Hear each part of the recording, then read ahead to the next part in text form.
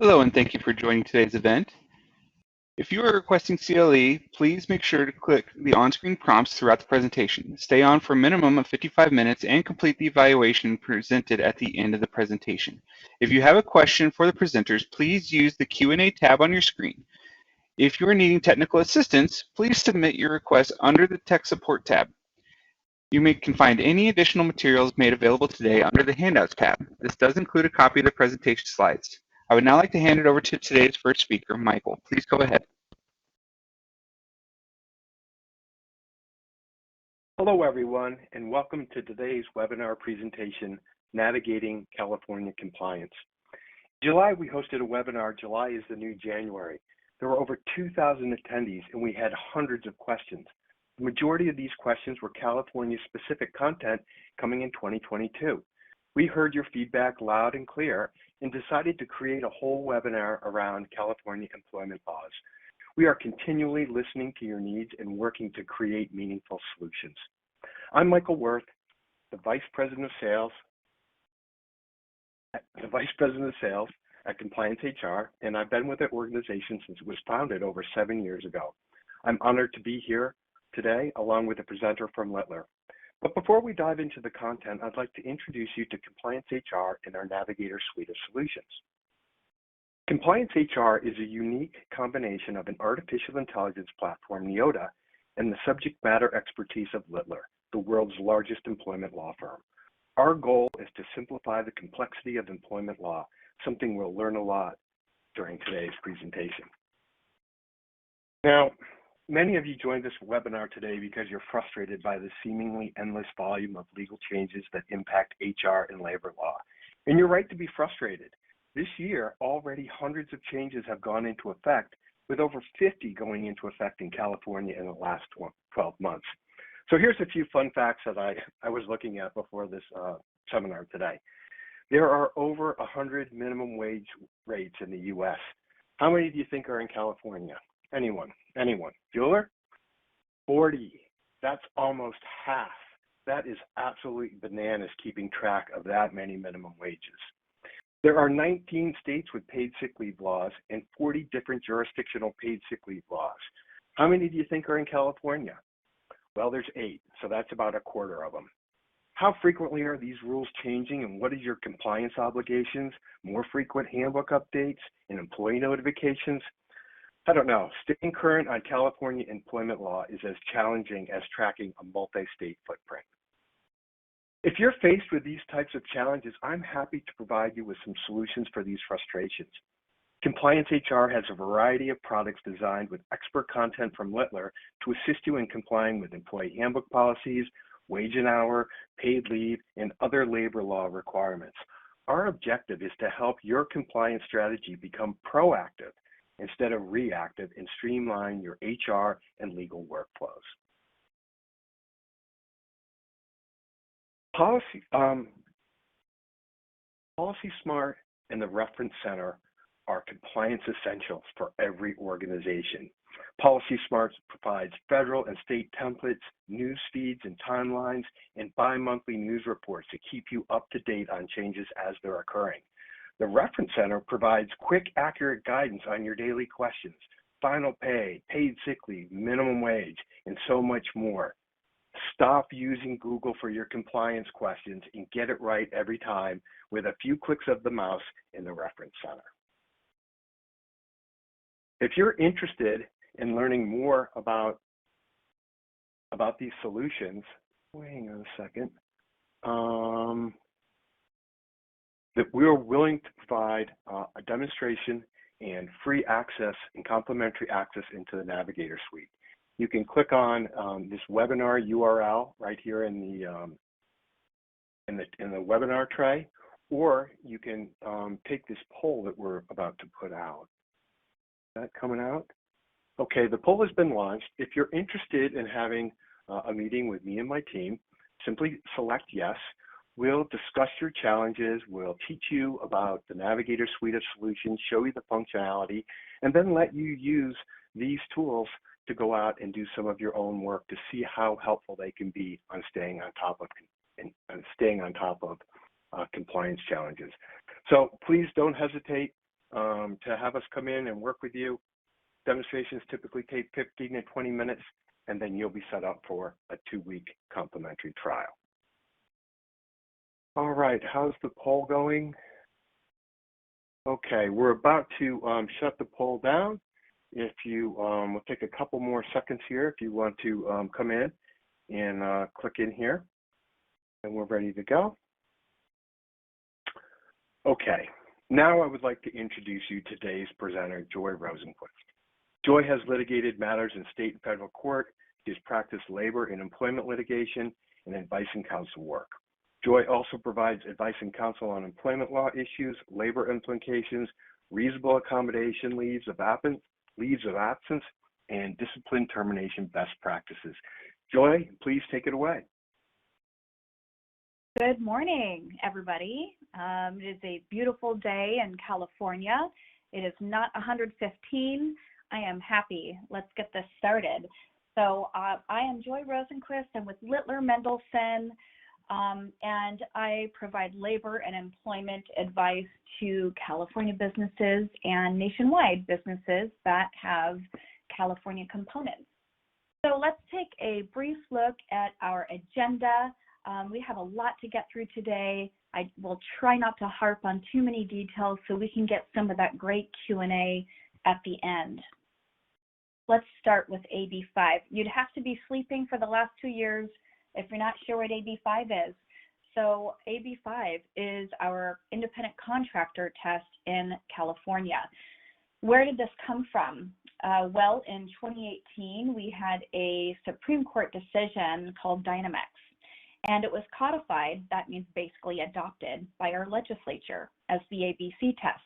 Well, this turned a lot of businesses upside down because we went from a 12-step process to determining whether an independent contractor was truly independent or an employee, and we went to this 3-step test. Well, you would think that would be easier, but it's not.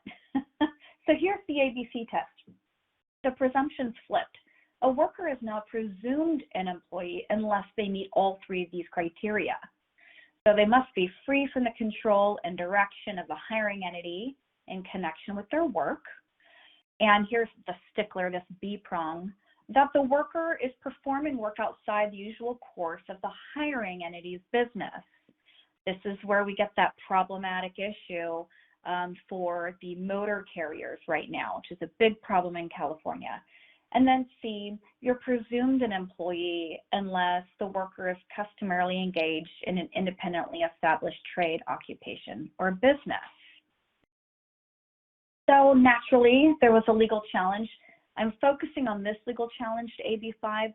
It's getting the most press, and the California Trucking Association, although you may not be in the trucking business, many of you are in California selling goods and supplies, and you are affected by what is happening with AB5 because truckers are on strike or ports are on strike, largely because of this issue. So the California Trucking Association was successful in getting a preliminary injunction a couple of years ago, but it was overturned on appeal.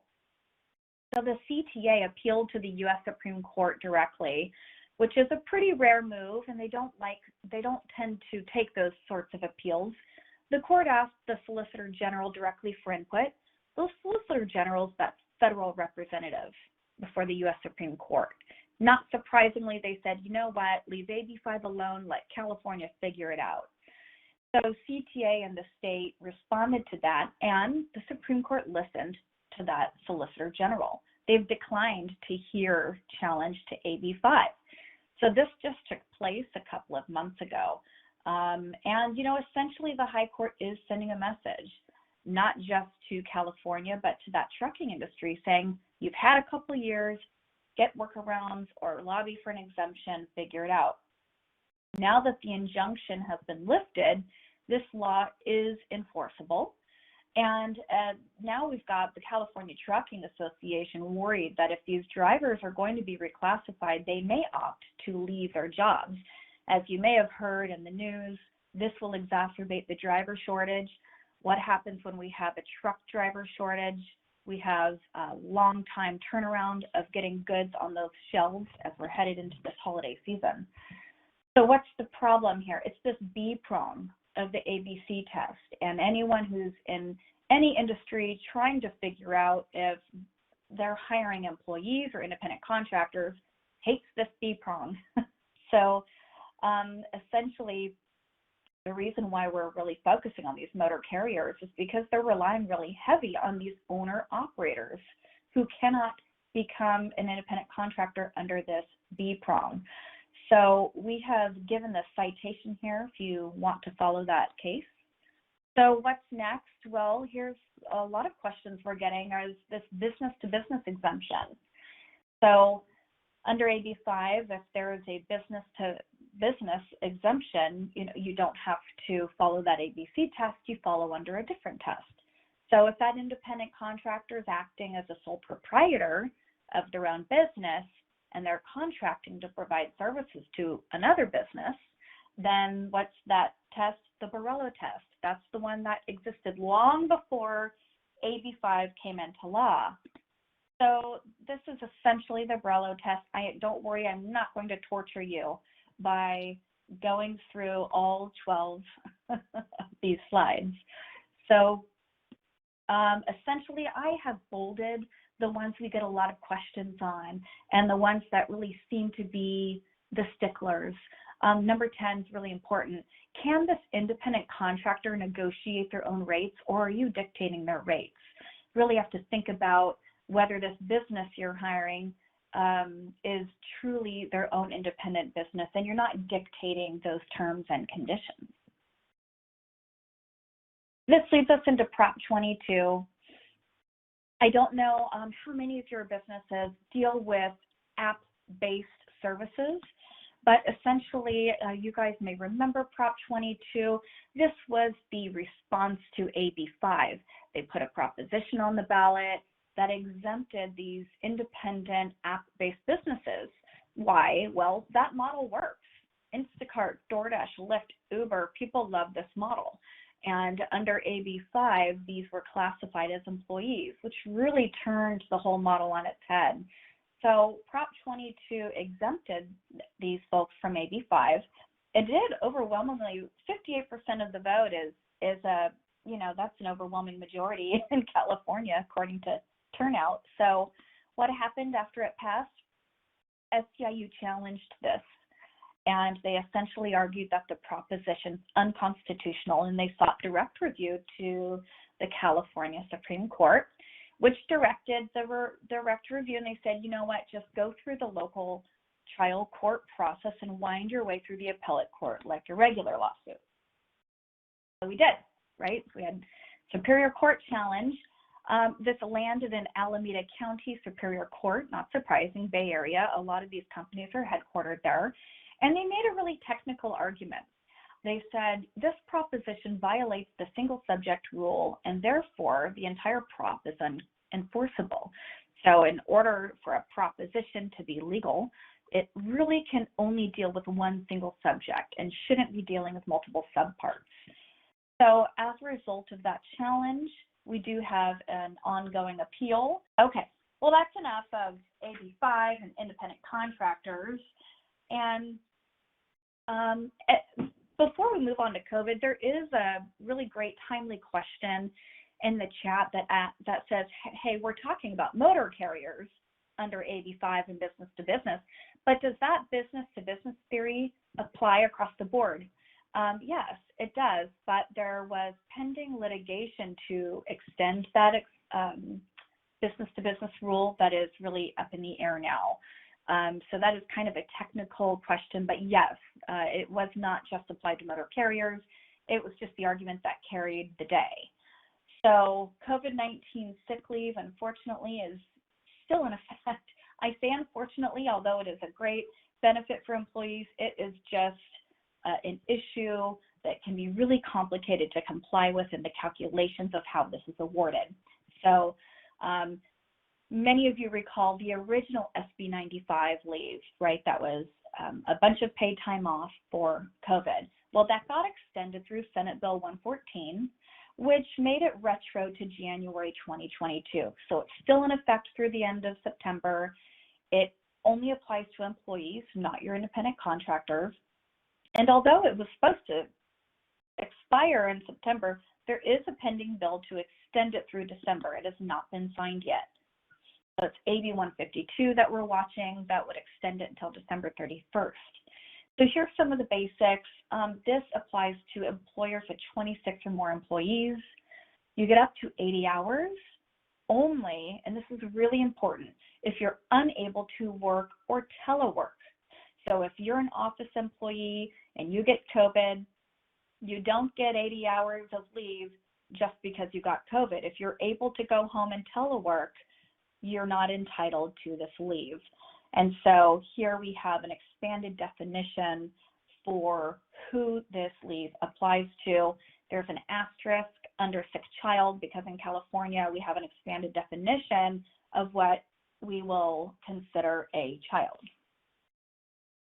So here's some more details. So this time it's prorated, which is a really good improvement upon the last bill. Last time it was a single 80-hour batch. Now it's going to be in 2 batches, and it's prorated depending on if you're full-time or part-time. And so full-time, that's pretty easy to predict.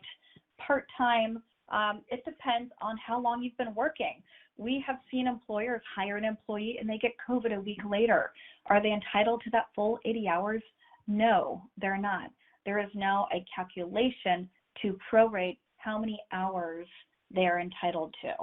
So if they're a new employee and they have been working 7 days or less, you use this calculation of 7 times the average number of hours that they have worked. So there's 3 reasons essentially for SB 114, availability of that sick leave pot, caring for yourself, your family member, and what's new in SB 114 is vaccine-related care. We didn't see that in the last round because we hadn't yet seen the fallout of a lot of those vaccine side effects. So here's batch 1. I kind of call this the quarantine batch. This is when you're subject to a quarantine or isolation order, or you're told by your physician that you should probably quarantine, or you're caring for your spouse or child who's been told to quarantine. Or you're experiencing symptoms and you need to take a test and it's taking you a while to get a test. As you can see, a lot of the medicine and the availability of tests, that's outpacing the legislation. It used to take maybe 3 or 4 days to go get into your provider. Now it's pretty easy to get a test and your turnaround can be immediate, right, depending on those at-home tests. So this batch also covers if you're caring for your child because their daycare is closed. Batch 2, this is after those positive tests. So batch 2 is kind of that treatment batch. You got a positive test result and now you need to care for yourself. So you do get up to 40 hours in this batch. And there is a documentation requirement here that if you get a positive test result, you may be asked to provide that. And the employer can require you to test 5 days after that initial positive and provide that test to the employer. All right, a couple more rules. These, for many of you, have been in HR law. These will not be surprising to you. An employee can't be forced to use sick time or vacation time before they go tap that new pot of COVID supplemental sick leave. Also, there's now a rule on when that's paid. So sick leave payments have to be made after that next regular payroll period after the leave is taken. So that's a pretty quick turnaround. We can't take too much delay in paying. There are posting requirements. If you have remote staff, you can email that poster to them. And just like SB 95, there are wage statement requirements. This is slightly different in that it's kind of a negative reporting. You report how much they have not yet taken instead of what they have taken. Sort of weird. So AB 152 is awaiting governor's signature. I anticipate that this probably will get signed. It extends the paid sick leave sunset in the law that we just explained from end of this month to end of the year. So this is not a new round of leave. It's just extending the use of those 2 batches. So now AB 152, assuming this gets signed, some of you small businesses will be able to offset the costs and get some financial help to cover that leave bank. and the ability to require a worker to take an additional COVID test after that 5th day from when they first tested positive. So there are some new requirements in AB 152 that you can also require them to take another test. You can require them to take a 2nd and 3rd test. They have to give you those results. The employer's got to pay for that. And in AB 152, if an employee refuses to take those extra tests, you don't have to pay the leave.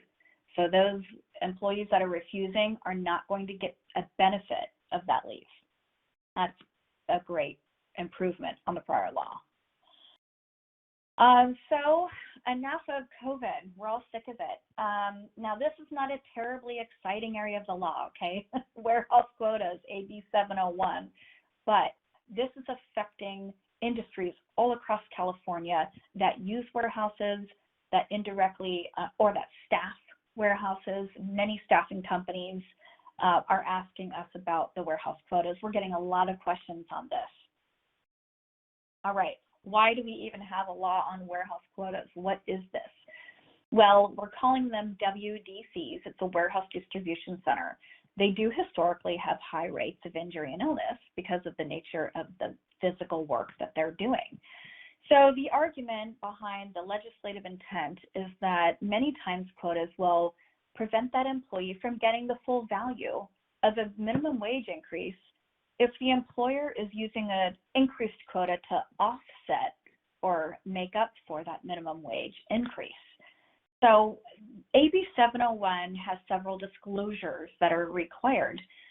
So for those new employees, you've got 30 days to give them in writing what quota they have to accomplish during their workday. And this must include the tasks that have to be performed or materials to be produced, and within what shift or time period. And then you also have to disclose any adverse action that could result from failure to meet the quota. So a lot of these letters are, anything from informal verbal reprimand through termination. Of course, you're going to cover the gamut of everything. And another part of this law is that a covered employer cannot take adverse action against that employee if they fail to meet a quota that has not been disclosed in writing. Okay, so who does this cover? Employers who directly or indirectly control 100 or more hourly employees. So non-exempt employees at a single site. So that's, here in North Sacramento, we've got a distribution center that may have 110 employees at that single site. That would be a covered warehouse. Or if you don't have 100 at one site, if you employ 1,000 or more employees at one or more sites in California, you're covered. And employees provided by staffing agencies are covered if the employer controls the terms and conditions. So these staffing agencies used to be exempt from so many of these California laws. There is this longstanding kind of trend really in the last several years that the legislature is looping these staffing agencies into a lot of laws that typically only apply to employers. You're going to see that throughout this webinar. Here's examples of quotas. We all basically know what a quota is, okay, but here are some typical examples that we are seeing and questions that are coming in. Filling a certain number of containers or clearing packages. So it can be within a certain amount of time or a shift. And that is all a quota, right? A number of items to produce or clearing a certain amount of inventory within a shift. So who does this apply to? Well, it's not just new hires you need to disclose quotas to, it's also your existing employees. So employees have a right to request a copy of any quota that applies to them, and they get the numbers of their work speed data within the most recent 90 days.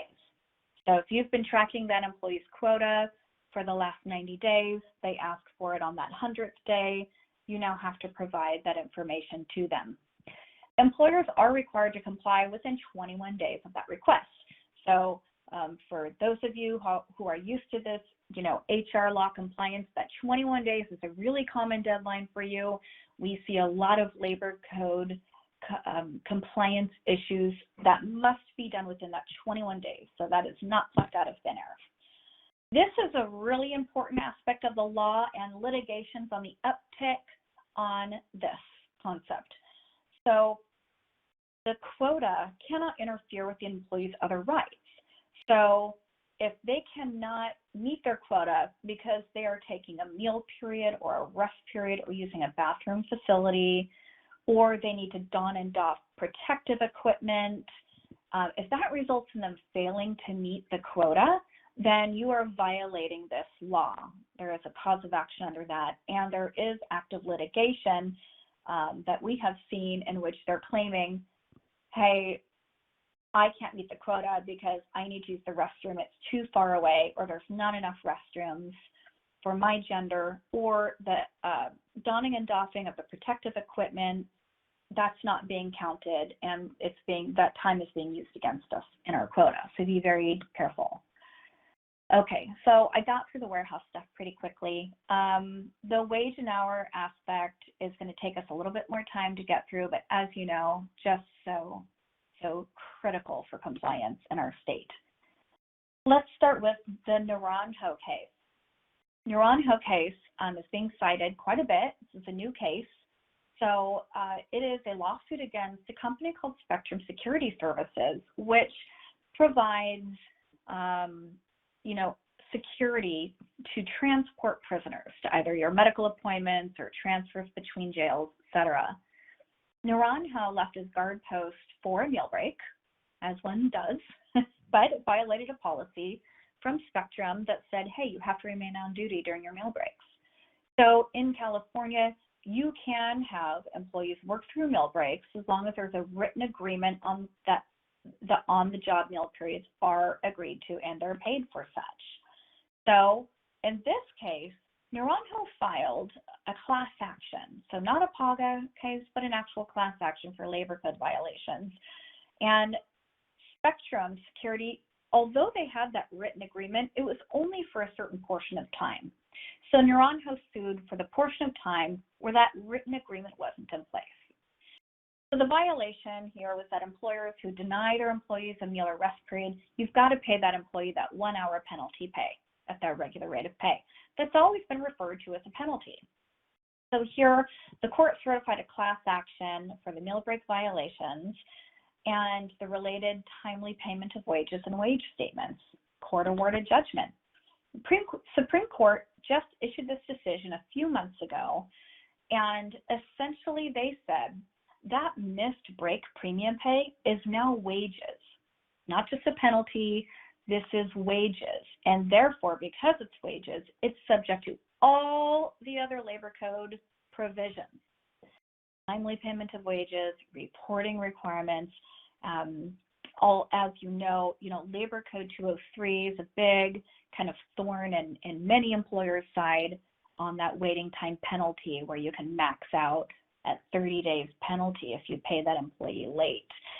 So the Supreme Court did retroactively apply 7% as the default rate, but essentially that's a pretty big decision for the Supreme Court to pivot really on classifying that as a penalty, and now it's going to be classified as wages. So what's the impact to you guys? There's now a very costly effect for violating that meal break under 226.7. So you do need to make sure that your employees are taking those meal rest periods and that they're being documented. This third bullet's really important. So consider your employees and your supervisors requiring them to review the accuracy of those timesheets. I come from the state of California before I joined this wonderful law firm, and we have a timesheet that has a double check on it. So that employee is verifying their time and attesting to the accuracy. And that supervisor has a second duty to review and attest to the accuracy. And at that point, if there's a violation on there, that is on that supervisor. They're responsible since they have reviewed it. So also double check with your payroll administrators and see if their software automatically flags for this issue. I know a lot of software out there will flag it after 5 hours have passed. Just make sure that not only is it flagged, but it's actually pushed and paid through payroll. Okay, enough of Supreme Court decisions. Let's move to PAGA. So many of you are familiar with PAGA. It's been in effect for almost 20 years, which is crazy, unbelievable. Essentially, you can bring civil penalties for labor code violations on behalf of the government as a private citizen. So you can bring these on behalf of yourself or as a class. We tend to see these as a class. The big issue with PAGA are these notices to the LWDA. So before an employee can sue under PAGA, they have to give the government a chance to investigate and take action. They do that through filing a notice at the Labor and Workforce Development Agency. So what are the PAGA fines? $100 per person per violation, $200 per person per violation for that next subsequent violation. What's the result here? The state gets 75% of that recovery. The employees only get 25%. The attorneys win. They get 100% of their fees. We are seeing, maybe a $10,000 average recovery on behalf of an individual and maybe a $200,000 recovery on behalf of the attorney. That is not uncommon. So these required notice filings with the LWDA, we track these very closely and we watch for trends. So they have varied a little bit. The first half of the year, they were majorly on the increase. And they did slow down just a little bit here in June and July. But so far, the sum total through August are 3,220 filings. Okay, so let's break that down. What does that mean? That's 15 notices a day filed at the LWDA. Those are 15 potential notices of lawsuits that are about to be filed. That's potentially 15 lawsuits filed a day. There was a challenge to PAGA, California Business Industry Association. Many of you are members of California BIA. They sued the state on a really interesting novel theory, essentially saying this violates the constitutional separation of powers because the government is allowing us enforcement authority meant for the government and giving it to private individuals and attorneys. And it's really not fair to the businesses, really, or to the government, because the LWDA has so many filings, it's not investigating them. They've admitted that 99% of their filings are ignored. So in their pleadings, I pulled this quote out because I just think this is astounding. Every individual that commences a PAGA action is empowered to prosecute claims as the state's proxy and bind the state to the judgment simply by sending a letter to the LWDA, which the LWDA admits sits in a proverbial stack on a shelf that nobody looks at. That is a really powerful statement. What are they saying? That this system doesn't work and it's a mere pass-through in order to file civil lawsuits because attorneys are really capitalizing on these cases. So in a unanimous appellate district in Santa Ana just ruled late June that PAGA does not violate the constitutional separation of powers. Why? Well, because they are at least giving the government the first crack at it, right? The government decides not to investigate, then the employees are able to go ahead and sue on their own behalf. So, of course, they do have a petition for rehearing outstanding. We haven't seen the end of that yet. However, what we have seen, and this is also a California trend, a proposition will be on the ballot, 2024, called the California Fair Pay and Employer Accountability Act. This is going to really overhaul PAGA, assuming this gets passed. So this will eliminate the government's authority to allow private organizations or attorneys to assist with their enforcement actions.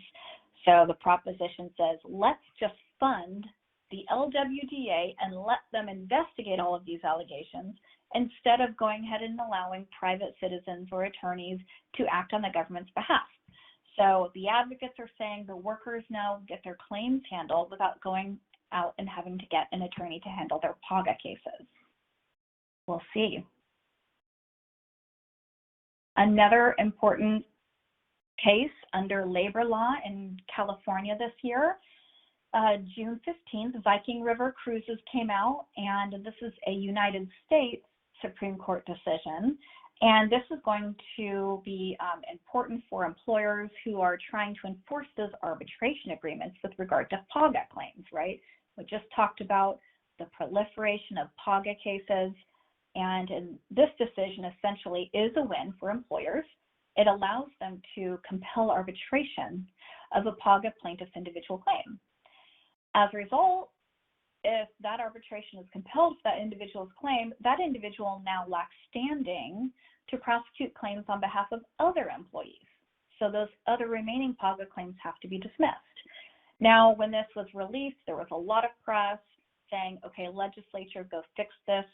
And we saw a lot of rhetoric in the media about a bill that was going to fix the situation, and it just didn't come to fruition. So maybe next session we'll keep an eye on that. And then lastly, on PAGA, there is this case here that we are watching. The California Supreme Court granted the defendant's petition to review, and they're going to answer this really important question. Do trial courts have the inherent authority to ensure these PAGA claims are manageable at trial? And if so, can they strike or narrow claims if they can't be managed? So that is a really important case for the labor law field. Okay, moving on, I am getting to the good stuff. So wage transparency is a nationwide trend. It is really in effect in New York quite a bit, not only statewide, but per county, per city. Also, there's some movement in Seattle. So California is up to bat on wage transparency. Senate Bill 1162 is not in effect yet. It is sitting on the governor's desk awaiting signature. As a threshold, this applies to California employers of 100 or more employees. And remember I mentioned earlier, looping in those staffing agencies. Staffing agencies with 100 or more employees are going to be covered under this bill. So what do you have to disclose? So the concept of wage transparency is to narrow that gap in the difference of wages paid to employees according to race, gender, ethnicity, etc. So these are 10 categories that you are going to have to disclose the number of employees by race, ethnicity, and sex, and what they make. As you can see by the labels here, it covers a lot of employees. I mean, you would be hard-pressed to find a category not covered in SB 1162. That's why it's making so much noise.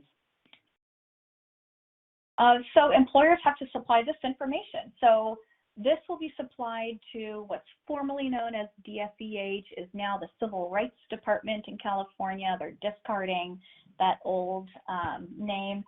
So employers that are covered are going to have to disclose number of employees by race, ethnicity, and sex in those 10 categories we just went over. And within each of those categories, for each combination of race, ethnicity, and sex, you're going to have to disclose the mean and median hourly rate of those employees using W-2 information. This is a pretty big feat. And as well, the same information according to the pay bands used by the U.S. Bureau of Labor Statistics, also using W-2s.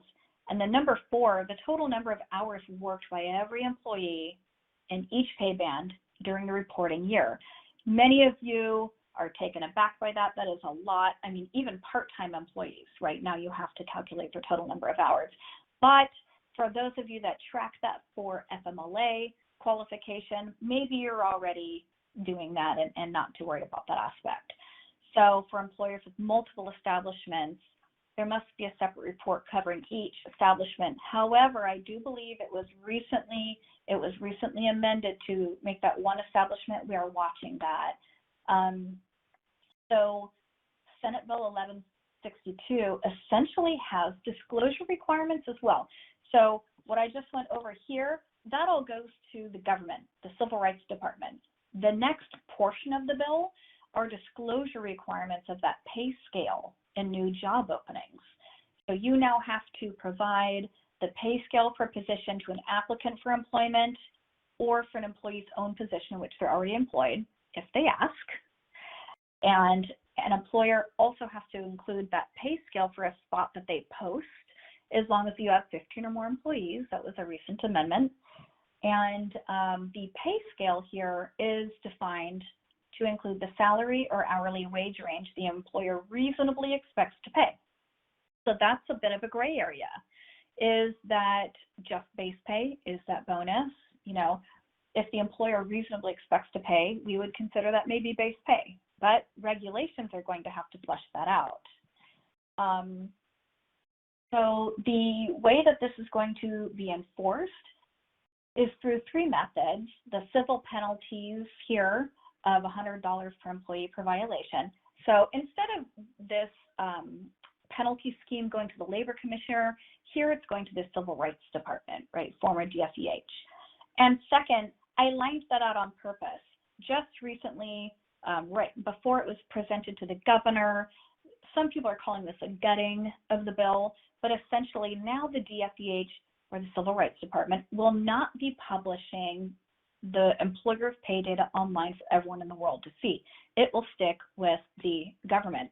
So is it still wage transparency if you're giving it to the Department of Fair Employment and Housing and not publishing it for the world to see? A lot of people that are on the employer side saw that as a victory, that it is not now being published to the world.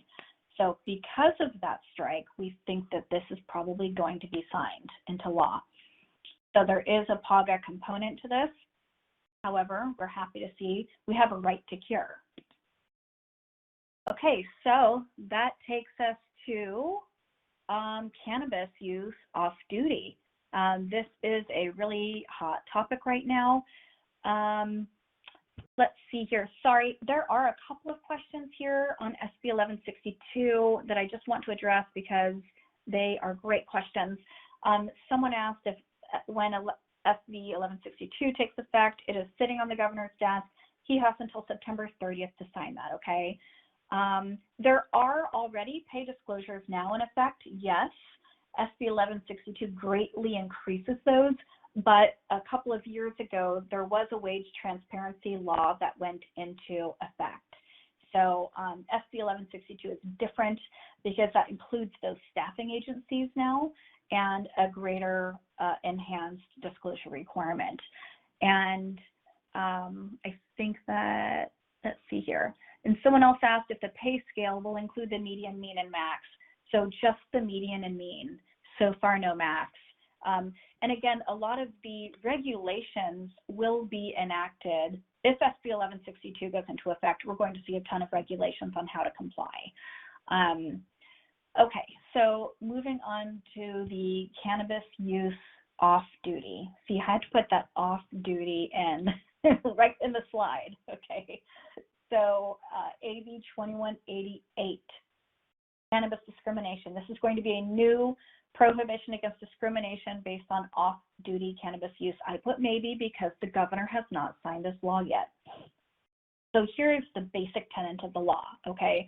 It's going to be unlawful for you as employers to discriminate against a person in refusing to hire them or in terminating them or in any kind of other adverse action based on their cannabis use off the job and away from the workplace, and based on an employer-required drug screening that found that they had, quote, non-psychoactive cannabis metabolites in their urine, hair, or body. So, okay, this isn't just California, actually, I'm just teasing here, but it is a trend in many other states, and in fact, you may have heard in several counties in California are not just considering, you know, cannabis being okay, but some sort of form of psychedelics. So this is a trend. Now, the issue with cannabis is that it does metabolize into what's called a non-psychoactive cannabis metabolite. So this is often found for a long time in employees for a week or a month after they've used marijuana and supposedly has no correlation to impairment. However, decisions are being made not to hire them because of it. So how does this affect a drug-free workplace? Well, here's some important points. Obviously, you cannot be impaired on the job, and you can't use it on the job. And the employer still must maintain that state and federal requirement on the drug and alcohol-free workplace. Also, and this is an important point, remember you can only use cannabis 21 and up. So if non-psychoactive ingredients are found in your employees younger than 21, maybe you have some leeway to refuse to hire based on that. Who knows, right? That's going to be fleshed out. And we've got some scientists that disagree, that say, you know what, marijuana actually stores for weeks longer in the body than we think, and it can have long-term effects on their perceptions and behavior. So currently, there's exceptions right now that are carved out in this rule. So the construction trades, your demoing, excavation, repair work, maintenance, it doesn't apply to them, or a person licensed under the CSLB. So this was very, very recently amended within the last week and a half or 2 weeks before it was presented to the governor. And this clarifies that it does not prohibit your employer from a valid pre-employment drug screening conducted through methods that don't screen for non-psychoactive cannabis metabolites, right? So what does that mean? This doesn't nullify testing you're already doing, so long as you're not already testing for that. And also, nothing in this bill affects your obligations to comply with federal law and regulations. So I'm talking to you, your Federal Department of Transportation, motor carriers that have a lot of federal law you must comply with.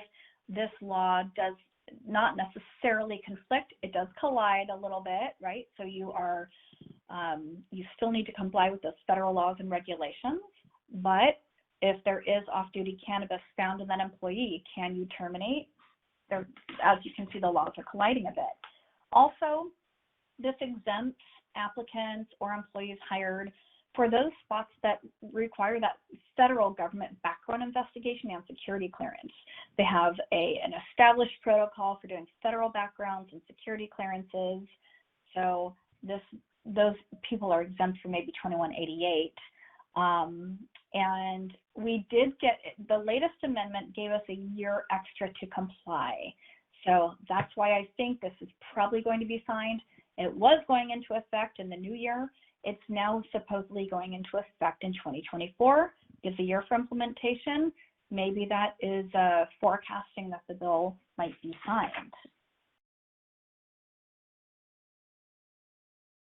Okay, so yeah, there's a couple of questions on this, which are all really specific, interesting questions and details about the federal carve-out and how this applies to federal contractors. So there are going to be, I anticipate, regulations that will be enacted and how to make this law work for California employers that are also federal contractors. So we don't have the answers to a lot of these complicated questions yet, but I would say if you are employing DOT drivers or you're a federal contractor, comply with everything federal in that drug and alcohol workforce. And in the event you get an AB 2188 issue, contact your legal counsel. So we've also got another law, which is really important that you guys need to know about. So essentially, there are a lot of parts to this law, and there were some recent amendments I'll go over. But essentially this says, in the event of an emergency condition, the employer can't retaliate against an employee. You can't threaten adverse action against an employee for refusing to come to work or for leaving the workplace because the employee has a reasonable belief that they're unsafe. And you cannot prevent an employee from accessing their cell phone or any other kind of communication device for getting emergency assistance or assessing the weather or the safety, or communicating maybe with a person or someone who's their ride to verify their safety. So just to clarify, this is sitting with the governor. It underwent some very late amendments before it went to the governor. Because of these amendments that have carved out some really important areas, I anticipate it being signed. That's my personal position. So this is a really crucial amendment. SB1044 used to apply to states of emergency. As you know, there has been states of emergency declared for COVID. We can't have people refusing to come to work because the governor's declared a state of emergency. So the bill was narrowed so that it only applies to emergency conditions, which is essentially a disaster or extreme peril. and it acknowledges that, hey, this has to be a reasonable person feeling unsafe, and, you know, consider that there's employer compliance with health and safety issues. Is it still reasonable for them to feel unsafe that the employer is mitigating? And they've exempted energy and water employees, et cetera. And so one portion of the bill that's important now is, although there's PAGA exposure under this, like many other laws, there is a right to cure. Okay, so that right to cure is just really, really crucial. So a couple of other new developments here, and I know we are kind of getting towards the end here. Let's see here, AB 257, that may apply to a lot of you. This is a new labor law that was signed by the governor on Labor Day. It will go into effect January 1. So AB 257 is one to watch. I am closely watching this and providing counsel. Essentially, it sets labor rules for a sector, the fast food sector, 100 or more establishments. There is a 10-member council. The governor appoints 8 of them. And this council can raise minimum wage up to $22 an hour by the end of December 2023. So this council will set working conditions, regulations. They have to go through the rulemaking procedure. SEIU gets their own bullet point here, right? So they were a big pusher of this bill. You've probably seen it in the news. And this is a mass organization effort as well, I'm sure. So that is going into effect. Another trend to watch, these local city, county wage ordinances and employee protection ordinances. So it is not just enough to comply with California law. You've got to be cognizant of the city you're in and the county you're in and watch those ordinances that are applying to certain sectors. So some of the bigger cities, a couple small ones as well, but we've got new hotel worker pay and protection ordinances that are in effect. I've published a couple of articles on littler.com. If you want to plug that into the search bar, you'll see those. And of course, there's also healthcare worker pay in the private industry. Those are popping up as well. So how is this happening? There's a couple different technical procedures, but essentially citizens are preparing petitions and circulating them for a special election, and they're presenting those to their city council.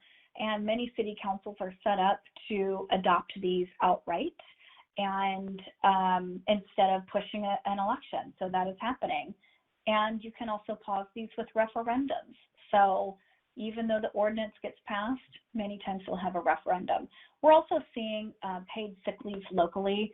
Many of you have probably seen the San Francisco ordinance that just got enacted as a result of the June 7th election. So in San Francisco, the public health emergency is really wide and not narrowed like SB1044. So if there's a public health emergency declared in that particular area regarding any kind of communicable disease, or you have a spare the air day, you get paid sick leave. So those regulations and details have not quite been fleshed out, and it's a phased implementation, but that is also a trend. Other bills to watch on the governor's desk right now, this is, I want to highlight just the first one, AB 1041 amends CFRA, California Family Rights Act, to add a designated person. An employee may now take leave to care for any individual related by blood or who's the equivalent of a family relationship. That's a neighbor, that's a friend. So that is a potentially big amendment to the California Family Rights Act. It is not law yet. It's sitting on the governor's desk. And here's a couple of other ones. Just bereavement leave may be required now, although unpaid. And for you public employers out there, like that is my former employer, it's the state of California. This is a big one. SB 931. PERB will now impose civil penalties and attorney's fees if a public employee has been deterred from exercising their bargaining rights. And that's going to be a big bill if that is enacted as well. So I think I have used up all of my time, and I see we have a lot of questions here, and I think we're going to have an FAQ distributed after. Is that right? That's right. And great job. You covered so much information, and we have over 130 different questions. And we're not going to get to them all today, but we will send out an FAQ, and we will get to all these questions. Some great questions. I think this next slide actually kind of comes up to a question I've seen throughout our webinar today. You know, there's 42 changes already in California rules this year. Do all these rules need to be updated in people's handbooks today?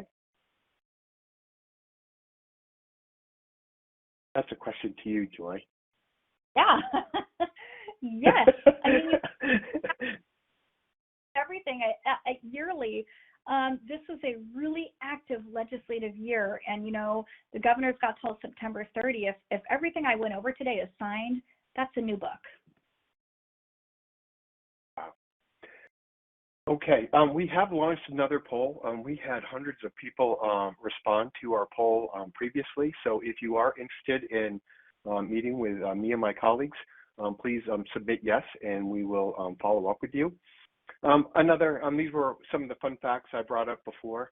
And again, these just validate how challenging it is working in California. And as I said before, you know, staying current in California employment law is like being in multiple states, and there's quite a bit out there. So the poll is active right now. So please go ahead, and if you are interested, submit yes, and me and my teammates will follow up. And while we're wrapping up with that, are there some more questions Joy, you'd like to knock off while we have a few minutes left? Absolutely. There's a really great one about AB 257, the Fast Food Council. Someone is asking, is there a definition of what constitutes a fast food restaurant? Oh my gosh, yes. This has been amended several times. AB 257 has been a really contentious legislative experiment. Essentially, there is a detailed 4-prong definition spelled out in AB 257, okay? And it is not crystal clear. The council is going to enact regulations to further flesh that out, but yes, and it does cover 100 or more establishments, and there's a lot of questions on, well, you know, I sell just bread, is it covered? Well, no, bakeries are exempt. There are a couple of exemptions as well. There's technical compliance. I encourage you to contact your attorney. I'm also happy to help you if you have any detailed questions about AB 257. Another individual asked about blizzard or snow conditions, and I assume you are referring to SB 1044. So this applies to conditions of extreme peril to persons or property. So I would say potentially yes, a blizzard could be extreme peril to safety of persons or property. Let's see here. Those were the few that stood out to me. If you guys noticed one that you would like me to answer, compliance HR team, I'm happy to. Here was a quick one, and these types came up frequently for the SB 1162. Do we have, do the 100 employees all have to be in California, or is that based upon our national employee count? Yeah, so I'm getting that question a lot, and essentially it's unclear. Okay, so the employer has to be in California. Now, those employees may be all spread throughout the states, but if that employer is in California, we believe 1162 does apply. Now, if that employer is in, say, Nevada, and there's a couple of them in California, probably not going to apply. So again, what we're going to see if SB 1162 is enacted is a lot of regulatory work by the Civil Rights Department to implement this. So we are getting a lot of questions on that because, frankly, it's just not written clear on that issue. Okay, well, we are at the top of the hour, and so that will wrap up another great webinar. We had over 1,400 people attend, tons of great questions that we'll follow up with everyone. Joy, a sincere thank you for a great presentation and sharing all this information. A huge thank you to everyone on the line for attending our presentation, and please feel free to reach out to us if there's anything we could all do to help you. And thank you, and I hope you all have a wonderful day. Thank you.